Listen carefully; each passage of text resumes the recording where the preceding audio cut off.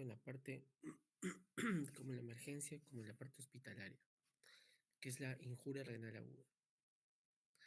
Antes llamado falla renal aguda, ¿no? ¿Por qué se empleó ese término de falla renal aguda hace años, hace 20, 10 años atrás? Debido a que la falla renal aguda solamente aplicaba para aquellos que tenían un daño intrínseco a nivel renal, nada más. O sea, el daño era directo a nivel renal. Eso definía la falla renal aguda, daño directo a nivel renal, nada más.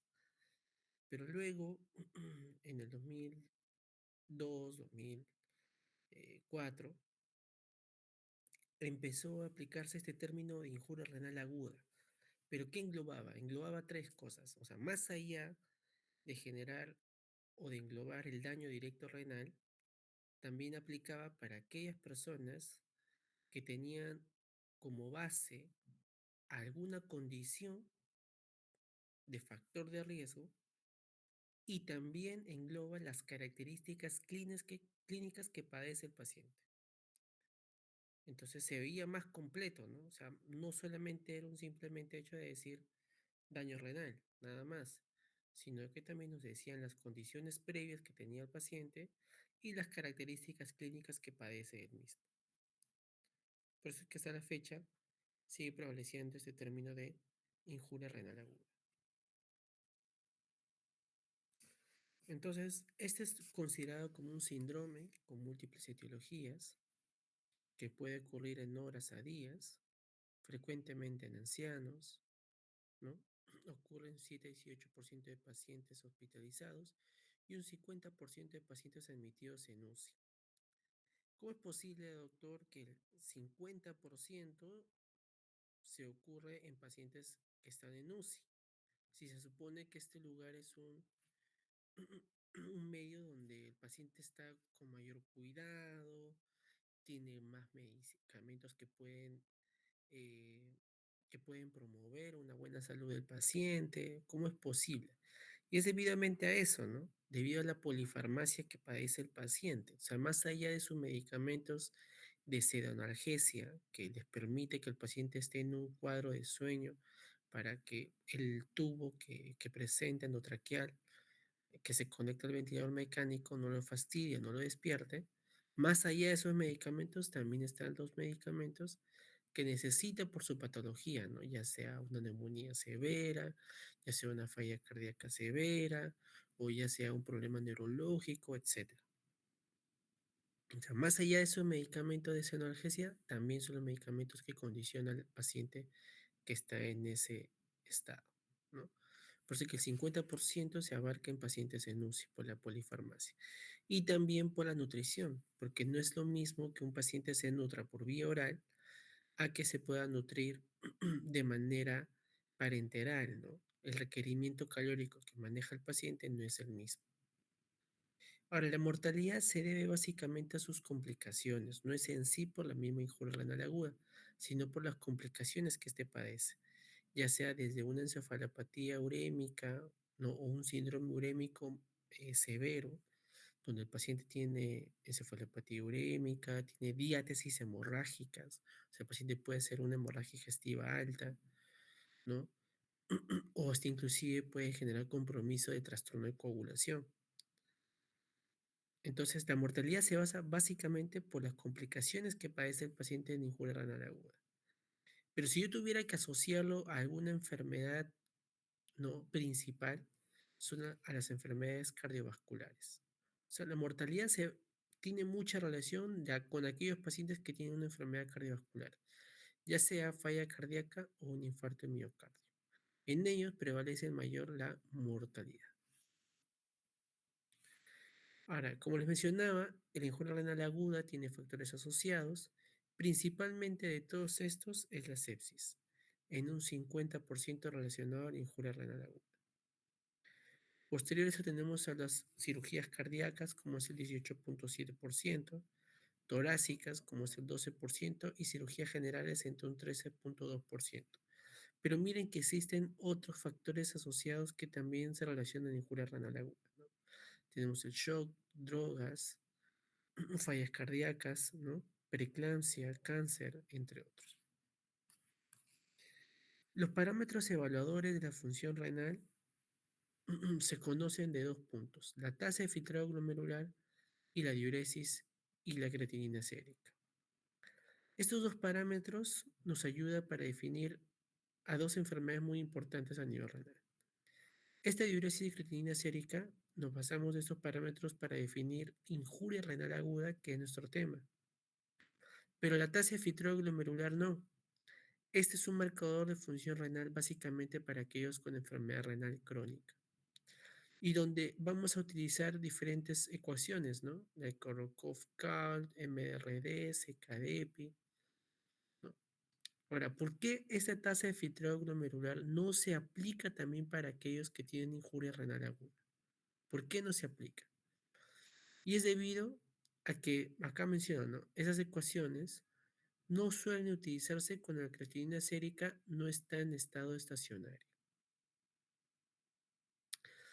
O sea, en un paciente con enfermedad renal crónica, la creatinina sérica que tú dosas, por decirlo, hoy día a un paciente con enfermedad renal crónica, lo dosas, la creatinina está en 2.2. En un mes, con cuidados y todo, le vuelves a dosar la creatinina y ponte, está en 2. Ya no está en 2.2, sino está ahora en 2. ¿Varió mucho la creatinina? No, no varió mucho. ¿Por qué? Porque es una enfermedad renal crónica. Y esa enfermedad renal crónica no va a regresar. O sea, tú de un estadio 4 no regresó a un estadio 3. ¿Me entiendes? Entonces, como no hay variación de esa creatinina, es exacto yo poder utilizar estas fórmulas. Pero en una injuria renal aguda, el valor de creatinina sérica no es estacionaria, es variable. O sea, puede aparecer de un momento a otro en 0.8 y pasado mañana puede ser en 1.5, ¿no? Entonces, en esos casos no se tiene por qué utilizar la tasa de filtrado glomerular.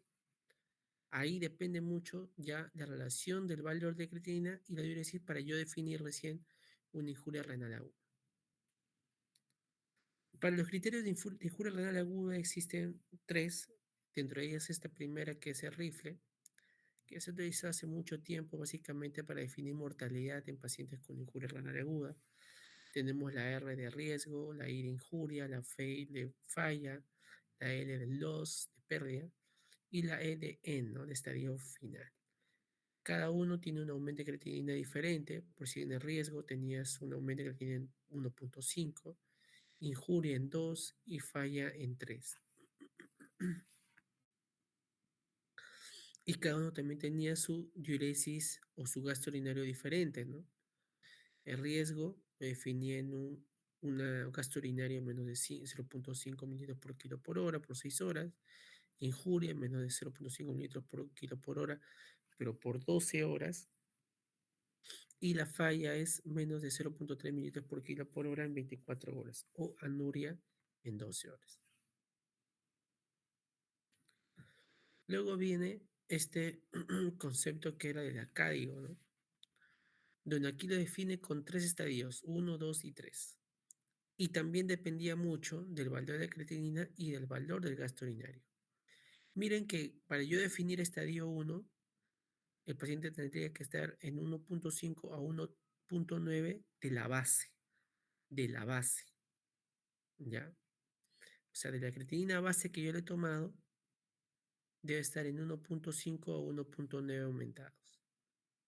O que esté incrementado en 0.3 miligramos por decilitro, que haya aumentado al menos en este valor, en 0.3. Y miren que el gasto urinario en el estadio 1 vendría a ser en menos de 0.5 mililitros por kilo por hora en 6 a 12 horas. En el estadio 2 es de 2 a 2.0, ¿no? De la base, del tiempo de vida base, y el gasto urinario de 0, menos de 0.5, pero en más de 12 horas. Y en el estadio 3, ya acá hay un aumento en 3 desde la base, o un incremento de creatinina en más de 4 miligramos por decilitro, ¿no? 4 miligramos por decilitro. y en el gasto urinario menos de 0,3 mililitros por kilo por hora en más de 24 horas o anuria por más de 12 horas. Pero luego de eso también aparece una nueva definición que es el aquín. Y en este aquín también se asemeja al cádigo. ¿Por qué? Porque tiene los mismos valores también del gasto urinario. ¿En qué lo diferencia? En decimales nomás. Miren que el cádigo era 1,5 a 1,9, el aquín es de 1,5 a 2. En el cádigo era 2,0 a 2,9, en el aquín de 2 a 3, ¿no? O sea, tiene la misma característica, solo que lo varía en decimales. Entonces, con tanta confusión de saber cuál era mejor, se hizo un estudio en la cual saber cuál de todos estos tres criterios definía mejor la injuria renal aguda. Algunos estudios fueron retrospectivos, otros fueron prospectivos, ¿no? De diferente año, como pueden ver. Y dentro de esos, el que salió con mayor beneficio en cuanto al ganador de definir la injuria renal aguda fue el cádigo, ¿no? Entonces, los estudios van a poder ver ustedes que el cádigo fue el de mayor relevancia para definir la injuria renal aguda.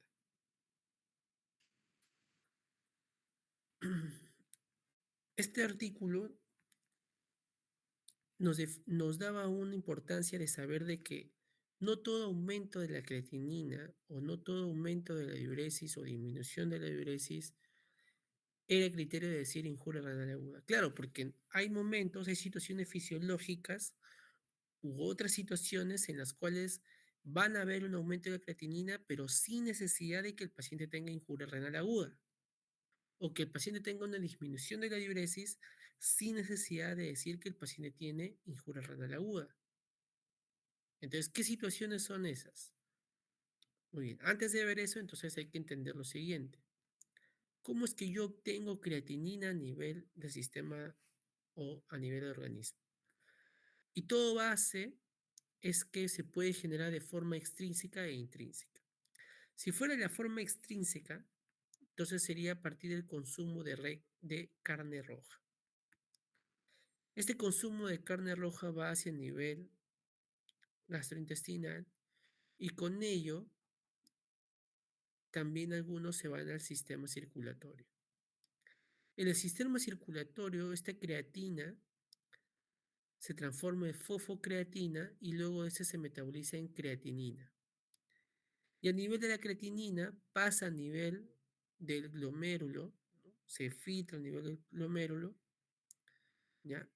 Algunas no se reabsorben y la mayoría son secretadas a nivel tubular. O sea, al final se elimina. Pero hay otra forma intrínseca en la cual a nivel del hígado se pueden producir, miren, como la arginina y la glicina. Este mediante un mecanismo de guanidinoacetato que se transforma en creatina. Esta creatina también se va a nivel de circulación, circulación a nivel de músculo, y en el músculo hace el mismo procedimiento y se forma creatinina y luego a nivel renal. Lo mismo pasa en el páncreas con la arginina y glicina, hace lo mismo que el guanidinoacetato, luego la creatina, sistema circulatorio, músculo y luego renal. Entonces, la creatinina no solamente se consigue a nivel por la dieta, sino también a nivel de órganos gastrointestinales que aportan en ese sentido.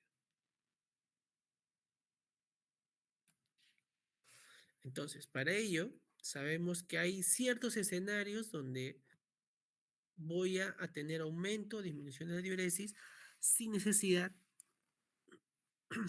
de que el paciente tenga injuria renal aguda. Por decir, en este caso, la administración de trimethoprim lo que hace es interferir en la secreción tubular de creatinina. ¿Qué quiere decir? Que este fármaco va a evitar que se elimine la creatinina a nivel tubular. Por lo tanto, la creatinina que debería ser eliminada se queda en la circulación y aumenta la creatinina a nivel sanguíneo. Y tú le dosas a estos pacientes y la creatinina está aumentada. Y vas a pensar que el paciente tiene injuria renal aguda. Y ese es un y haces un falso diagnóstico de injuria renal aguda, ¿no? Porque no es que esté generando un daño renal, sino que este medicamento impide su eliminación, nada más, pero no está haciendo injuria renal aguda. Aquí tenemos otro, ¿no? Reducción de la producción de creatinina. Y aquí, ¿quién tenemos? Aquellos que son de musculatura delgada o que tienen enfermedad hepática o sepsis, ¿no? Estos pacientes no van a fabricar creatina para que luego sea producido en creatinina. Por lo tanto, tú vas a ver a nivel sanguíneo que su creatinina está en rangos normales, ¿no? Pero vamos a suponer en un paciente, ¿no? Con falla hepática. Vamos a ver. Que tú le doses su creatinina, y está en 0,3, ¿no? Y lo normal es que esté de 0,1 a 1,2. Tú le dos está en 0,3 y tú dirás, bueno, está bien, ¿no? Está dentro del rango normal. Le tomas el día de mañana y ahora está en 0,8.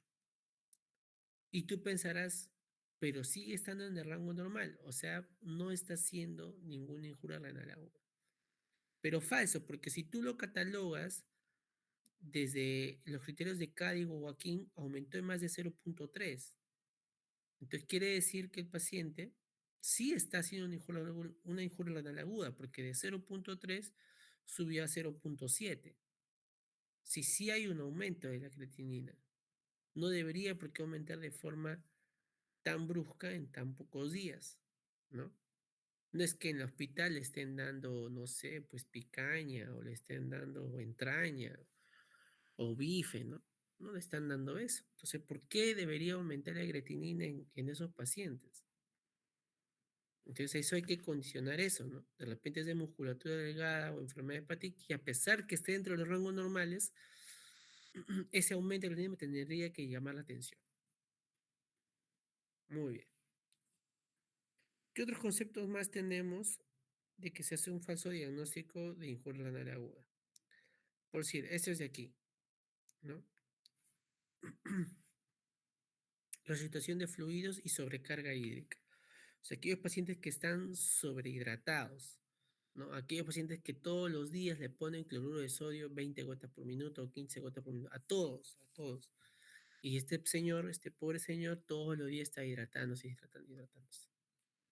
Entonces, a mayor sobrecarga de volumen, hay mayor congestión a nivel vascular.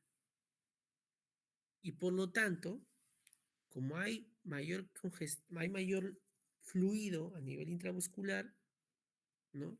Hace una dilución de la concentración de creatinina. Y cuando tú lo dosas, entonces vas a encontrar lo que está disminuido. ¿Por qué? Porque hay más fluidos que creatinina. Y lo vas a encontrar en rangos bajos o en rangos normales. Cuando no es así, entonces ahí se pierde el diagnóstico de injuria renal aguda, ¿no? Porque no vas a saber muy bien la cantidad verdadera de creatinina debido a la sobrecarga de volumen a nivel intravascular. Muy bien, entonces esas son situaciones en las cuales se presenta que, que puedan generar aumento de la creatinina o disminución de la creatinina sin necesidad de que sea injuria renal aguda. En cuanto a la fisiopatología, tenemos que hay factores o hay modificadores que generan un daño estructural y daño funcional. De los daños estructurales, miren que tenemos modificadores fisiológicos o patológicos y también en la función, también modificadores fisiológicos y patológicos. En los modificadores fisiológicos, como la nefrectomía o la hipoplasia congénita renal, generará un compromiso estructural y también patológicas como son isquemia o toxinas que también generan un compromiso estructural. Las modificaciones que genera son las siguientes, que puede generar hipertrofia renal, estamos hablando de estructuras, ¿ah?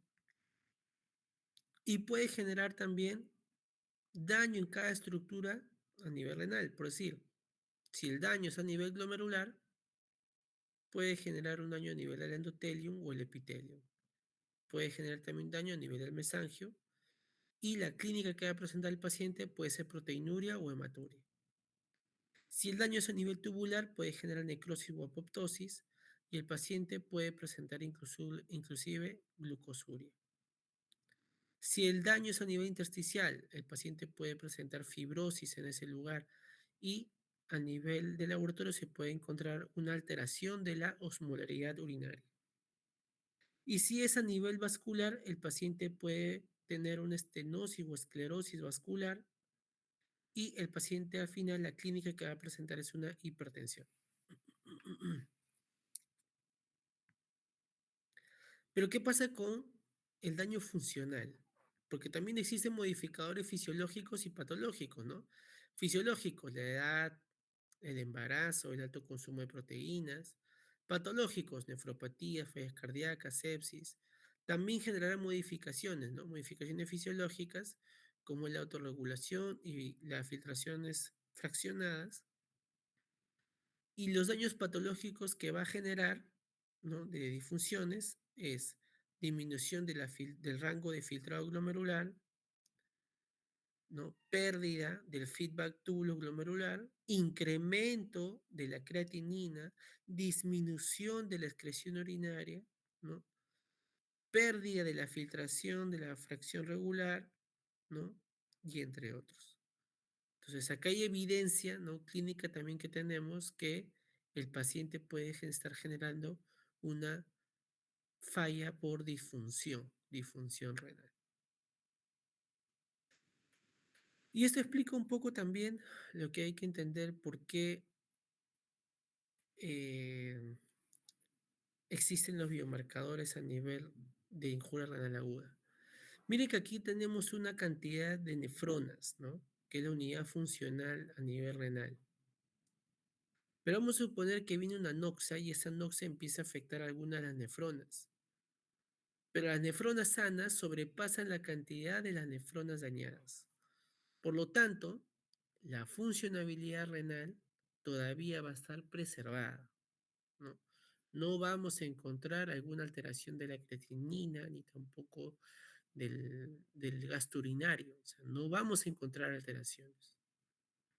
Hasta que se genera esta noxa que está afectando al riñón, afecte tantas nefronas que sobrepasan a las nefronas sanas.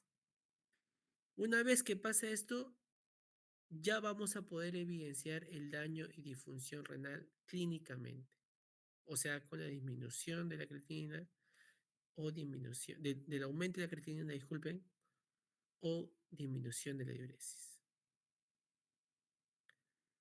Muy bien, pero para que pase ese daño subfuncional a un daño funcional y disfunción, evidentemente, se dice que para que pueda generarse eso, tiene que haber un compromiso de más del 50% de masa renal. O sea, más del 50% de compromiso de la masa renal o de las nefronas que se dañan. A partir de ahí yo voy a empezar a ver recién, ¿no? Marcadores que me hacen ver que hay una disfunción renal, con el aumento de creatinina o disminución de la diuresis. Pero tiene que haber un compromiso de más del 50% de nefronas. Muy bien. Entonces, ¿cómo, doctor, y qué pasa entonces previamente a eso, no? ¿Quién hace o quién es el responsable de que así esté afectado unas cuantas nefronas, la funcionabilidad sigue intacta debido a este concepto de RFR, reserva funcional renal? La reserva funcional renal es un mecanismo de autorregulación a nivel renal que permite la funcionabilidad todavía persistente o en óptimas condiciones a pesar de tener un daño. Pero este también reserva acaba cuando el compromiso, la NOx, afecta más del 50%. Cuando afecta más del 50% no hay forma, ya esta reserva de función renal va a estar deteriorada y por lo tanto ya se va a empezar a ver un deterioro en el daño y disfunción a nivel renal.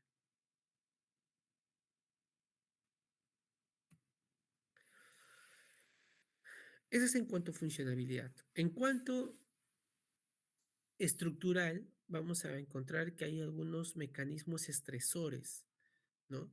Que van a generar un daño estructural a nivel de la nefrona. Pero como ustedes saben, la nefrona, que su unidad también es el glomérulo, que es el importantísimo estructura para generar la filtración, cuando hay mecanismos estresores como mecanismo de respuesta o de autorregulación, es la hiperfiltración. O sea que aumenta tanto la filtración, la eliminación de sustancias, ¿no? Para que éstas puedan evitar que se sigan perjudicando. Por eso es que hace un proceso de hiperfiltración. Abre más los poros o la membrana basal es más permeable para eliminar esas toxinas que están generando daño a nivel del glomérulo. Es el mecanismo de hiperfiltración. Y este concepto ya se está tomando desde hace ya 4 años, 3 años ya, ¿no? Se empezó a emplear básicamente en términos de enfermedad renal diabética, ¿no? En aquellos pacientes que tenían una tasa de filtrado glomerular en 100, 110, cuando lo normal es más de 60, ¿no? Pero algunos tenían 110 y decían, wow, este paciente está pero con una función de riñón, pero óptimas, ¿no? Más de 60, está en 110, Dios mío, ¿no? Ya que me done ese riñón.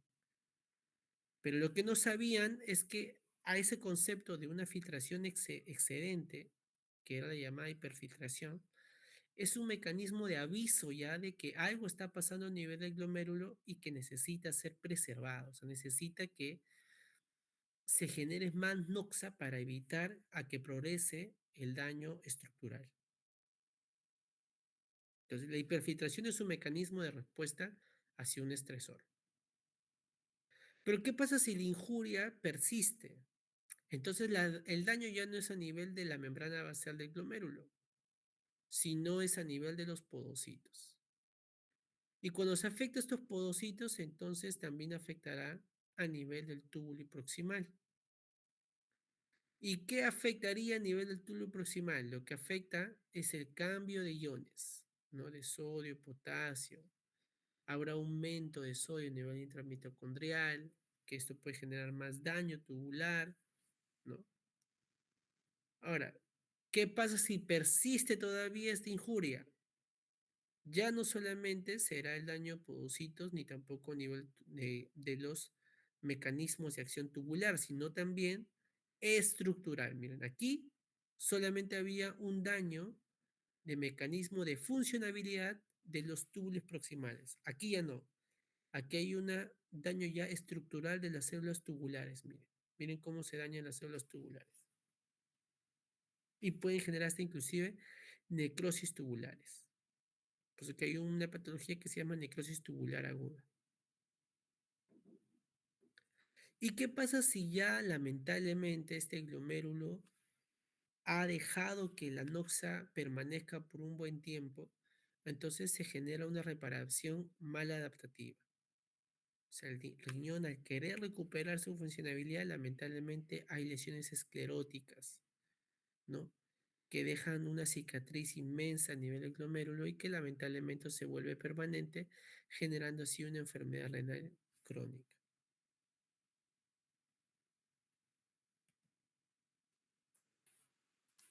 Muy bien. Y aquí tenemos otro ejemplo también. Tenemos a 4 riñones.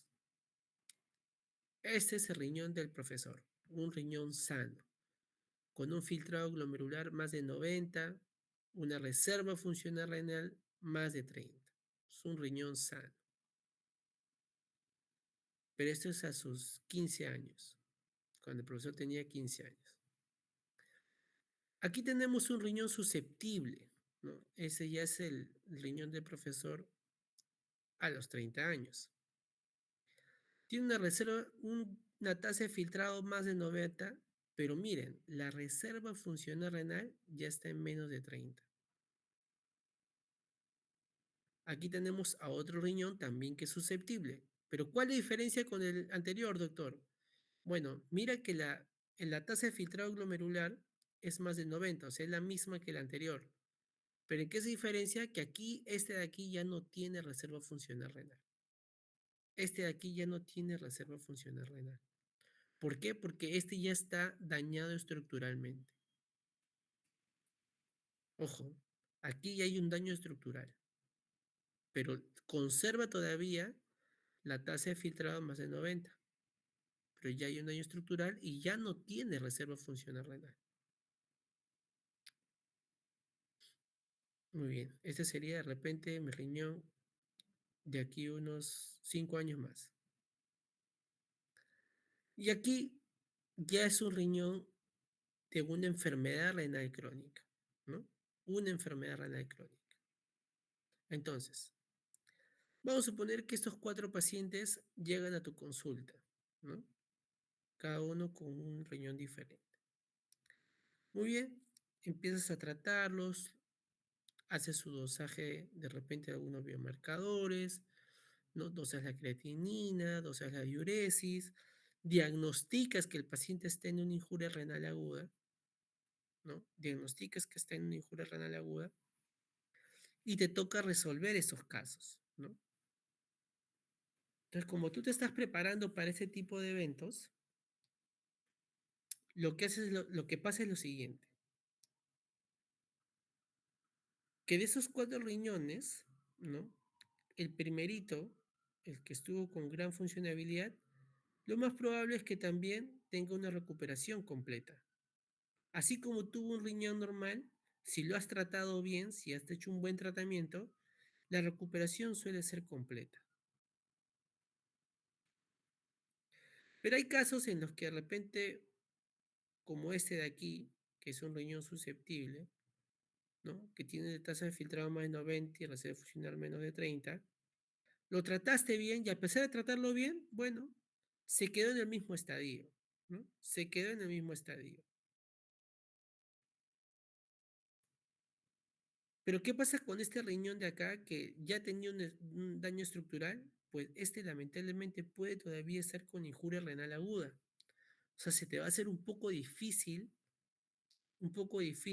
mejorarlo, porque con tu primer tratamiento que le vas a ejercer probablemente todavía persista con injuria renal aguda. Y el otro riñón que está en enfermedad renal crónica, pues este ya no hay forma, pues este ya no hay forma de cómo arreglarlo, ya quedó como enfermedad renal crónica. Entonces, mira la diferencia de que este que tuvo injuria renal aguda, a pesar de haberlo tratado, si tú sigues un tratamiento óptimo, a esta injuria renal aguda, tú lo puedes llevar a una recuperación incompleta, o sea, una recuperación aparente. Y si haces una buena mejoría clínica y seguimiento, inclusive lo puedes hacer en su recuperación completa. O sea, ¿la injuria renal aguda se puede tratar? Sí. ¿Y puede mejorar? Sí, puede mejorar de manera al menos incompleta o de manera completa, ¿no?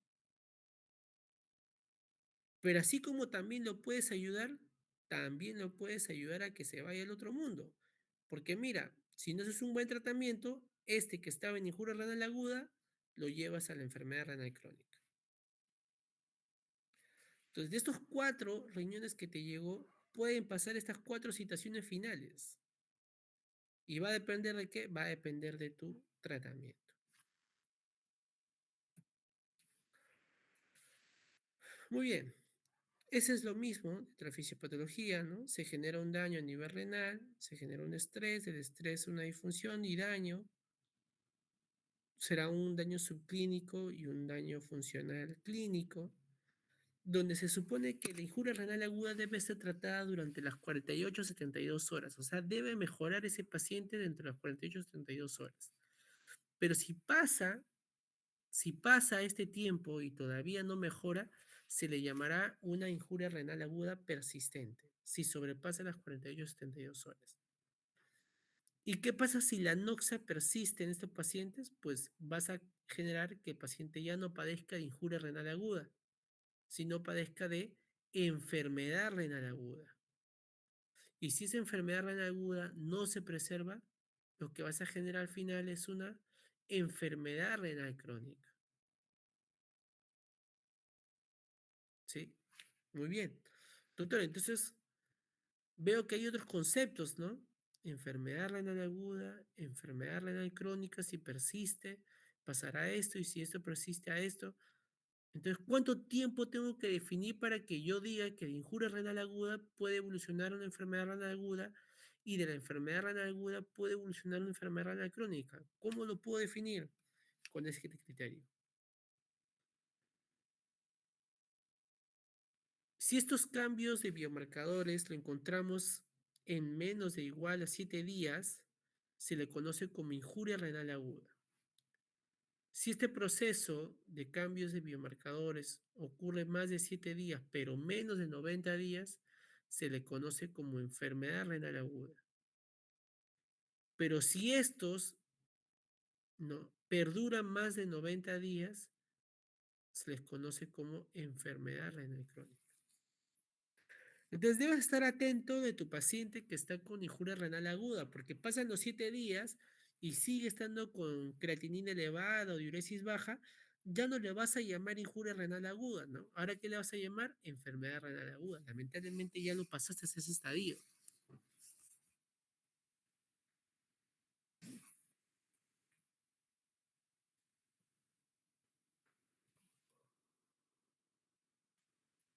Y bueno, en esos casos cuando veíamos de que había un daño renal, pero que todavía no lo podíamos ver porque la reserva funcional renal todavía ahí preservaba. Pues existen algunos biomarcadores que te pueden decir que el paciente ya tiene un daño renal y que tiene ese factor de evolucionar a una injuria renal aguda clínica, ¿no? Donde ahí sí vas a poder evidenciar que la creatinina, la diuresis van a estar bajas. Ya. Existen estos biomarcadores y son estos de aquí. Miren, como este de acá, ¿no? Que es la lipocaína asociada al neutrófilo gelatinasa. ¿No? Este es un patrón de daño, es un biomarcador de daño. ¿Y dónde actúa? A nivel del túbulo y distal. Entonces, si tú quisieras dosarlo y te sale alto o te sale positivo este biomarcador, entonces dices, bueno, entonces el daño es a nivel del túbulo y distal. Este biomarcador, el KIM-1, el Kidney Injury Marker tipo 1, también es un marcador de daño. Pero, ¿dónde es el daño? ¿De dónde se origina? Del túbulo proximal. Y así, todos los biomarcadores que se han encontrado y que ya se habla mucho de estos en injuria renal aguda. ¿Tenemos aquí en el Perú? No, ninguno. Pero son de gran ayuda en otros países porque ya nos predicen, ¿no? Que hay un daño subclínico que todavía no lo vemos, pero que puede evolucionar a un estadio clínico. Y me estoy refiriendo de esto. Aquí normalmente nosotros no vemos de que el paciente tiene algún daño renal. Esta es la etapa subclínica, donde no vemos que hay un deterioro de función renal ni tampoco de daño. Pero si yo dosara, estos biomarcadores probablemente salgan positivos, porque esos se elevan solamente en casos de las subclínicos, nada más. Son parámetros biomarcadores de la parte subclínica, nada más. Pasado ese estadio, ya no interesa hacer estos biomarcadores, ya no me tiene importancia. ¿Por qué? Porque a partir de aquí, o sea, de ya la evidencia clínica, donde yo voy a encontrar creatinina baja, creatinina elevada, disculpen, diuresis baja, solamente voy a tener esos parámetros, nada más. Pero los biomarcadores solamente actúan para el tema del daño subclínico, nada más, subclínico, que no es evidenciada al ojo. En cuanto a etiología, tenemos tanto la prerrenal como la intrínseca y la postrenal, ¿no? La intrínseca tenemos glomerular, tubular, intersticial, vascular. De las tubulares tenemos nefrotóxicos, isquémicos, obstructivos. De las prerrenales, básicamente se debe por una disfunción a nivel de la arteriola aferente, que es el vaso sanguíneo que llega hacia el glomérulo, donde el cual va a permitir la filtración y posteriormente cierta circulación va a irse también por la arteriola eferente. ¿Y qué patologías o qué causas son las que generan injuria renal prerrenal? Estas de aquí. Un estado hipovolémico, como cuál, hemorragias, quemaduras, vómitos masivos, diarreas. Reducción del gasto cardíaco, como falla cardíaca, taponamiento cardíaco, que genera una vasomodulación a nivel renal, ¿no? Medicaciones como los AINES, los YECAS, los ARA2, la ciclosporina, ¿no? Hipercalcemia, el yodo contrastado y vasodilatación sistémica como sepsis, SIRS y síndrome hepatorrenal. Ahora, ¿qué sucede en el caso del yodo contrastado? Ustedes saben que algunos pacientes tienen que solicitar tomografías con contrastes, ¿no? Y estas tomografías con contrastes se utilizan básicamente para ver masas, tumores, ganglios, ¿no? De sospecha de alguna malignidad o algún tipo de sospecha de absceso, ¿no? Entre otros. Ahora, tenemos dos tipos de pacientes. El paciente que tiene injuria renal aguda y el paciente que tiene enfermedad renal crónica. En el paciente que tiene enfermedad renal crónica, pues para ellos es un poco más sencillo. ¿Por qué? Porque son pacientes con enfermedad renal crónica que se van a dializar, ¿no? Este paciente le toca, por decir, un martes le toca su diálisis. Entonces tú puedes aprovechar que ese día que le toca su diálisis, ese día le puedes hacer la tomografía con contraste. ¿Por qué? Porque al final ese contraste se va a eliminar en la diálisis y no causa problemas. Pero ¿qué pasa con el paciente que tiene injuria renal aguda? Para esos pacientes sí hay que tener cuidado, ¿no? Porque miren, para que un paciente haga una injuria renal aguda por yodo contrastado, debe haber un incremento de creatinina a las 24 y 48 horas de haberse hecho el procedimiento y que alcance un pico máximo de 3 a 5 días y se normalice en esa semana. O sea que la semana ya debería normalizarse ese valor de creatinina que ha sido elevada por el yodo contrastado. ¿Cómo puedes prevenir entonces en el caso de que quieras hacer una tomografía con contraste en esos pacientes? Pues la clave está en la hidratación.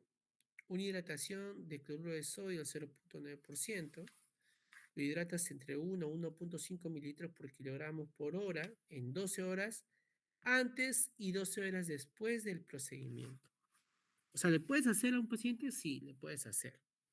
Siempre previniendo esto. ¿Y qué más? Retirando algunos medicamentos que puedan generar mayor compromiso renal, como los AINES, diuréticos y ECARA2, metformina, entre otros.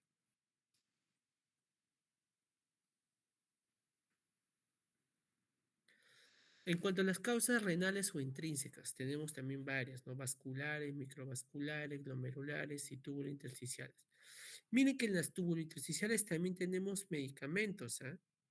Tenemos aquí como la ciclovir, las sulfonamidas, los inhibidores de la proteasa como el linavir, azatinavir, metotrexate, ¿no? Tenemos también uropatías cristaloides, como nefropatías oxaláticas o nefropatías por fosfato, nefropatías de fosfato aguda, ¿no? O por depósitos como es también el mieloma.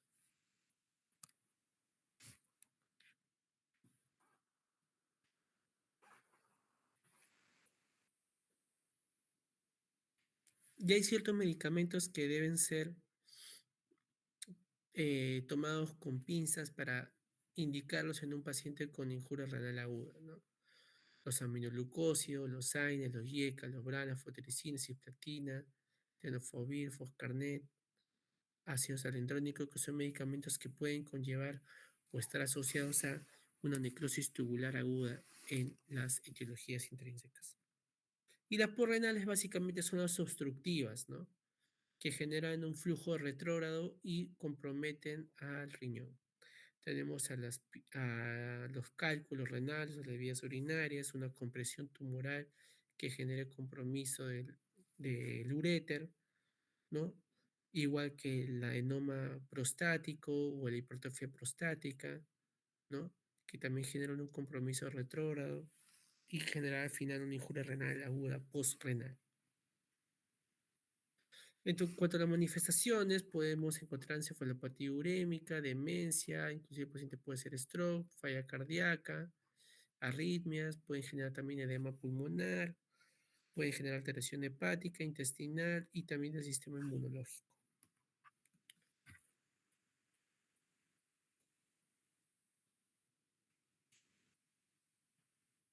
Ahora, no solamente el hecho de usar creatinina o diuresis nos hace ver que está en injuria renal aguda. Hasta un examen completo de orina nos puede inclusive mencionar cómo, en qué estadio o qué tipo de injuria renal está, si es en una prerrenal o renal. Mire, cuando encontramos células tubulares renales, podría que sea el compromiso es a nivel del intrínseco, ¿no? Porque mencionaría injuria tubular aguda. Si tenemos células rojas o hematíes no dismórficos, entonces tenemos que este sangrado se debe porque hay una lesión a nivel del tracto urinario. Pero si hubiéramos visto células hematíes dismórficas, esto ya se debe por un compromiso a nivel glomerular.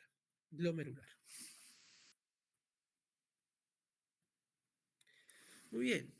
Ese es un gráfico también que de muchas veces pregunta. Comparación también para saber cuándo es un prerrenal y un renal, ¿no? Que es la cirrosis tubular renal. Es este radio de Boone sobre creatinina, más de 20/1 es el prerrenal, menos de 21 es el renal, o sea, el intrínseco.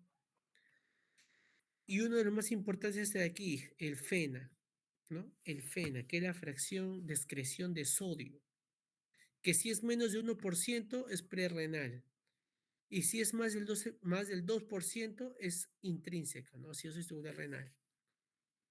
¿Cómo saco, doctor, esta fracción de excreción de sodio? Con esta fórmula que les he puesto acá. Muy bien. ¿Qué otras cosas más tenemos? Tenemos también dosar estos cilindros que pueden aparecer en el examen de orina. Si encontramos cilindros dialinos, probablemente estemos frente a una injuria renal prerrenal. Pero si encontramos cilindros granulosos, estamos en una cirrosis tubular renal. Ahora, ¿qué pasa en los pacientes de que están consumiendo, por decir, diuréticos, ¿no? O tienen glucosuria de repente. En esos casos de que el paciente está usando diuréticos, tiene glucosuria, ya no nos sirve mucho el FENA porque este puede salir elevado, ¿no? Un falso positivo o falso negativo. Entonces, en esos casos, hay que hacer entonces la fracción de excreción de urea. Si es menos del 35%, renal. Si es más del 5%, si es tubular renal. ¿Y cómo se saca esa fórmula? Con la de aquí.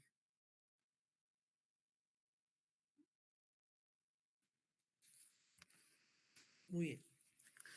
Aquí hay una lista de medicamentos que deben ser dosados, ¿no? Deben de ajustarse su dosis debido a que estos pueden generar mayor compromiso renal. Algo que siempre discuto con los internos y los residentes es acerca de los antibióticos también que se usan en estos pacientes, ¿no? Porque en su mayoría vamos a encontrar que, a ver, en su mayoría vamos a encontrar que los, los pacientes con infección urinaria, dentro de su dosaje de urocultivo, algunos son sensibles a aminoglucosia, ¿no? Y vamos a encontrar que la amicacina es sensible, ¿no? Y entonces el médico va a decidir en quererle dar amicacina. ¿Por qué? Porque, bueno, es sensible, inclusive se le puede poner endovenoso, ¿no? Y no hay problema con eso. Pero a veces nos olvidamos que la amicacina es un fármaco que también es nefrotóxico y ototóxico, ¿no? Entonces, Prefiero darle otro medicamento que no sea nefrotóxico, ¿no? Y que tampoco sea tóxico, y teniendo tanta variabilidad de antibióticos, ¿no? Y eso que también ese medicamento es uno de los medicamentos que también requiere de ajuste. Pero bueno, hay ciertos medicamentos en los cuales hay que tener bastante cuidado en dar y también hay medicamentos que hay que ajustar su dosis. ¿Cómo es el tema del tratamiento? Pues básicamente hablamos de un tratamiento de fluidos, ¿no? Y siempre se supo ver cuál era mejor, si coloides o cristaloides, ¿no? ¿Cómo voy a hacer el manejo de nuestros pacientes? Entonces, a partir de ahí se supo, se hizo varios estudios en la cual comparó tanto para saber si era mejor el coloides o cristaloides y salió ganando los cristaloides, que tenían mejor aporte y mejor relevancia en la disminución de la mortalidad en el paciente, ¿no? Disminución de la mortalidad.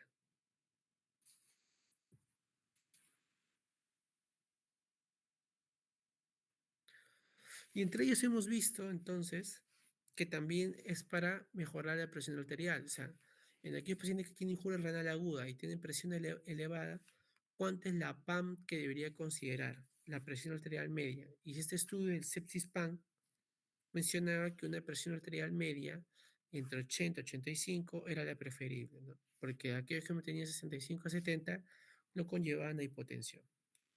Muchas veces hubo controversia del uso de diuréticos o no. Algunos utilizan los diuréticos, ¿no? En casos de ácido oligúrico o en el caso de prevenir sobrecarga de volumen. Pero la CADIGO no recomienda su uso. Pero mire, salió un artículo hace un año sobre tratamiento de fluidos en, este, en injuria renal aguda y lo dividió en tres formas: pacientes euvolémicos, pacientes hipovolémicos y pacientes hipervolémicos. ¿Qué pasaba con los pacientes hipovolémicos? Obviamente a estos pacientes les falta fluidos, ¿cierto? Entonces hicieron una comparación de qué fluidos habría que darle, ¿no? Ya hemos dicho que era cristaloides. Pero miren que también se aplicó otros fluidos, mira, como gelatina de Wharton, que empeoraba más el cuadro de la injuria renal aguda como soluciones también hipertónicas.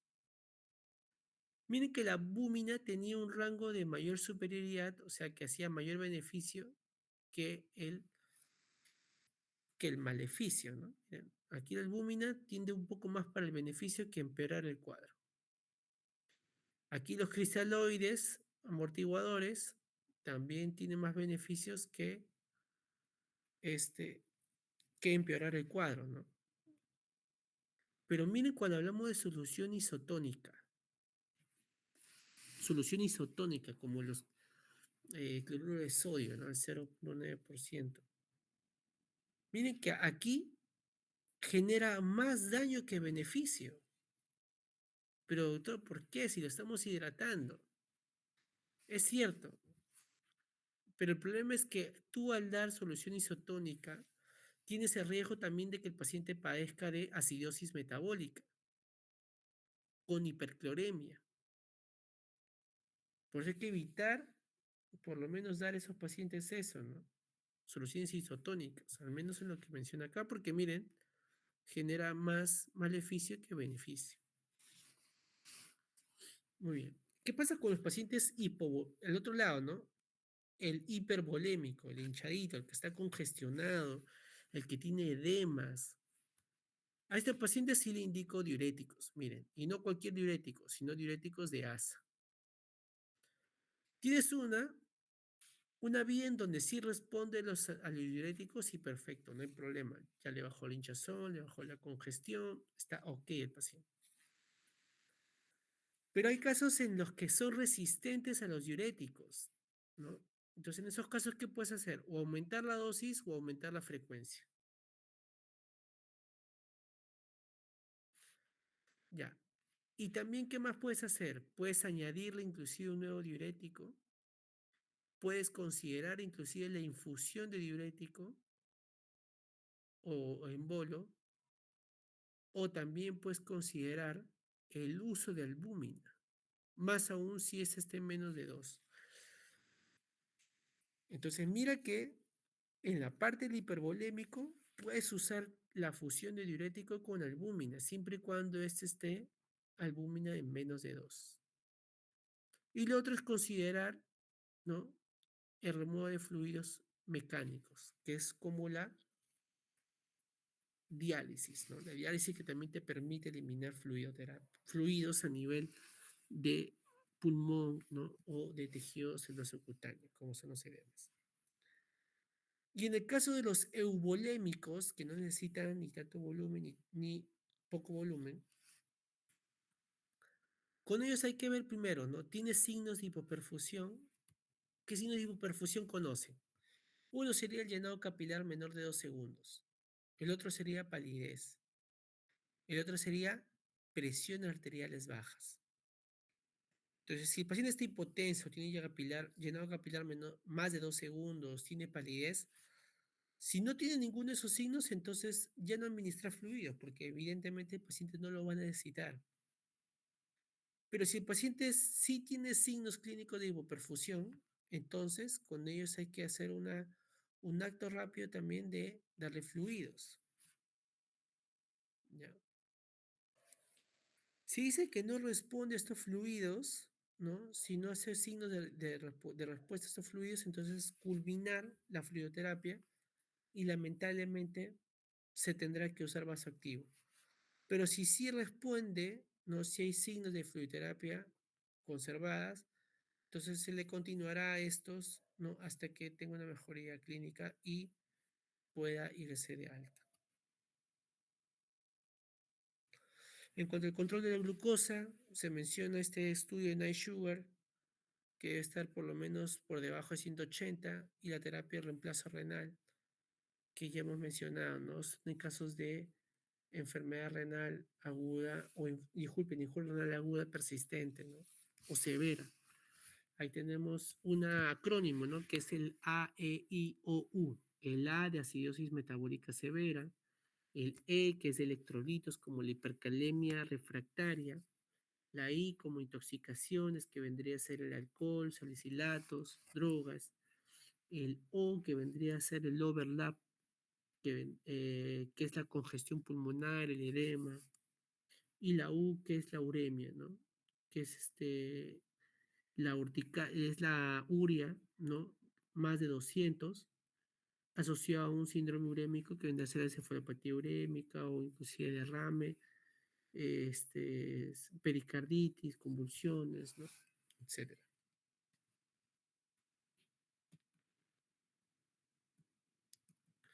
Muy bien, y acá un pequeño casito. Dice, ¿no? Paciente de sexo masculino de 68 años de edad, consulta servicio de urgencia por cuadro clínico de 8 días de evolución, que comienza con eritema en pabellón auricular izquierdo, ¿no? Asociado a dolor urente y lesiones papulovesiculares y en fiebre ni otros síntomas. Es dado de alta con manejo aciclovir 800 miligramos vía oral cada 4 horas, aciclovir ungüento dermatológico 4 veces al día, aciclovir ungüento oftalmológico 3 veces al día, y 4 días después acude de nuevo a urgencias por persistencia de cuadro y además un día antes de su ingreso presenta simetría facial izquierda. Dentro de los antecedentes personales tenemos la hipertensión arterial que se encuentra manejándose con amlodipino de 10 miligramos al día y losartán en 200 miligramos al día. Ni antecedentes quirúrgicos y toxicolérgicos. Al examen físico le encuentran con una presión arterial en 132/72, demás funciones están conservados, está febril, ¿no? Y se le encuentra la simetría facial del lado izquierdo. Y en tratamiento, el médico decide iniciar la dieta bajo contenido de sal, bueno, sí. Ceftriaxona, no sé por qué, pero le da administración de ceftriaxona, algo de repente habrá visto que se ha infectado las lesiones. Y le sigue dando aciclovir 880 miligramos intravenoso cada 8 horas y aciclovir para uso tópico. Entonces, después de 48 horas de su ingreso, empezó a presentar astenia, dinamia progresiva, acompañado de vértigo y posteriormente presentó un episodio de lipotimia. Se realizaron estudios bioquímicos, hematológicos, tomografía cerebral sin evidencia de lesiones, ni hemorrágicas ni isquémicas y punción lumbar normal.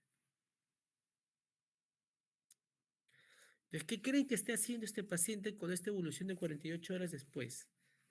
¿Quién me dice? ¿Qué es lo que cree que está haciendo el paciente?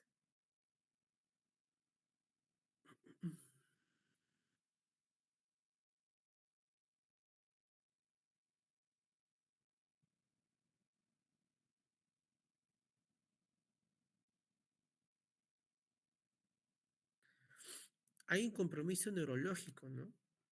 Hay un compromiso neurológico, porque miren, hay adinamia, ¿no? Hay lipotimia, entonces hay un compromiso neurológico que no está siendo conservado. Y miren los exámenes que le hicieron, ¿no? El día uno la creatinina está en 0,82. El día 3 de 0,82 está en 7,3. Y el día 4 es 7,74. Son los días que ha estado recibiendo algo que en realidad esté generando el mecanismo de daño renal. ¿Cuál creen que sea?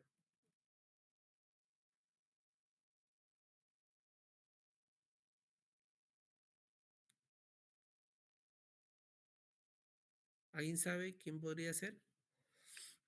¿Cuál sería el culpable de generar esta disfunción renal?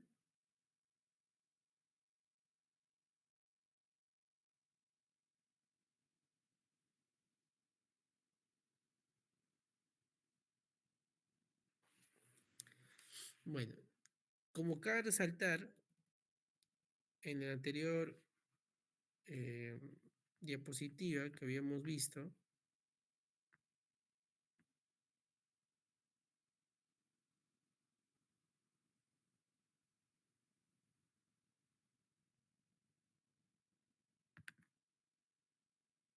aquí, ¿no?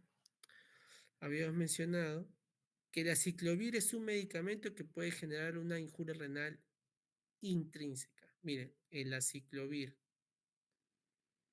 Y a nivel prerrenal, miren qué puede hacer el ARA2. Entonces, en nuestro paciente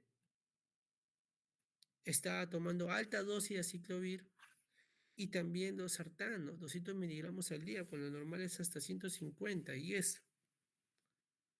Entonces, el culpable en todo esto ha sido la parte farmacológica, ¿no? Y mire que ya el día 6 ha estado disminuyendo porque se le quitó ese examen, se le quitó, disculpen, esos fármacos y se preservó la función renal.